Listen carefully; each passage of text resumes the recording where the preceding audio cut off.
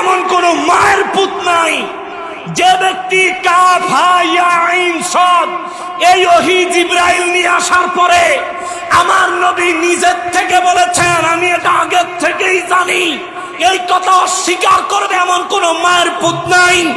যারা নবীর ইলমে গায়েবকে অস্বীকার করো, আমরা তোমাদের সামনে দলিল হিসেবে তুলে ধরলাম।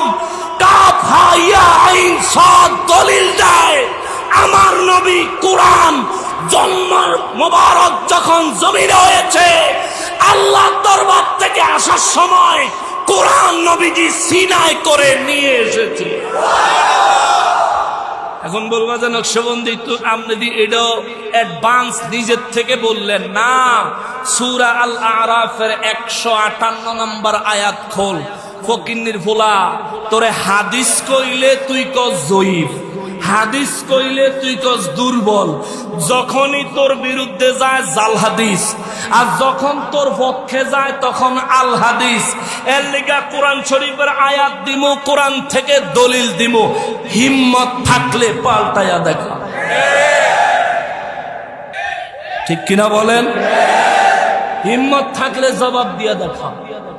জিবরাইল নবীরে না জানাইলে নবী জানতো না, আল্লাহ জিবরাইল যে না জানাইলে জিবরাইল জানতো না। হেবে খুব জিবরাইল দিকা হুজুর পড়তেন যদি কাফ, নবী কয় আমি তো আগে ওই জানি। জোরে কন্যা সুবহানাল্লাহ। 5 বার আসছেন, 5 বার সিদরাতুল মুনতাহায় গেছে জিবরাইল। 5 খবরে নবী বলছেন আলিম তু আমি জানি, আমি জানি, আমি জানি। এই জন্যই তো বলি নবী ইলমে গায়েবের খবরদাতা। আল্লাহ নবীদের মর্যাদার নাম রাখছে নবিয়ুন। এই মর্যাদার নামের অর্থ হচ্ছে অদৃশ্যের সংবাদদাতা।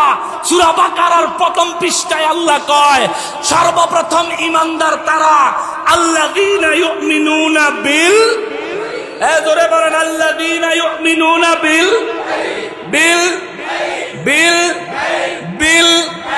আল্লাহ পাকের গায়েবের উপর যে ব্যক্তি বিশ্বাস করবে সে হলো ঈমানদার। প্রথম শর্ত আল্লাহর কোন গায়েব?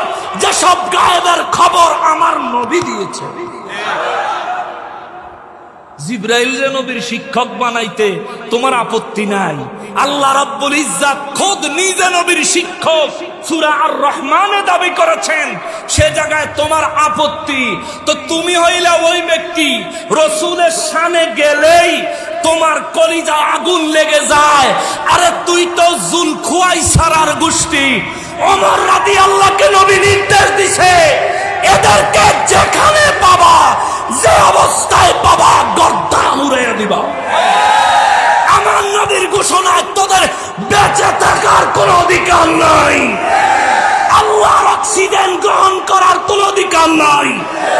এদের স্বাধীন রাষ্ট্র, বেদিন যেভাবে নিরাপত্তা পায় আমরা তোদেরকে সেভাবে নিরাপত্তা দিছি। দুর্বলতা ভাবিস না,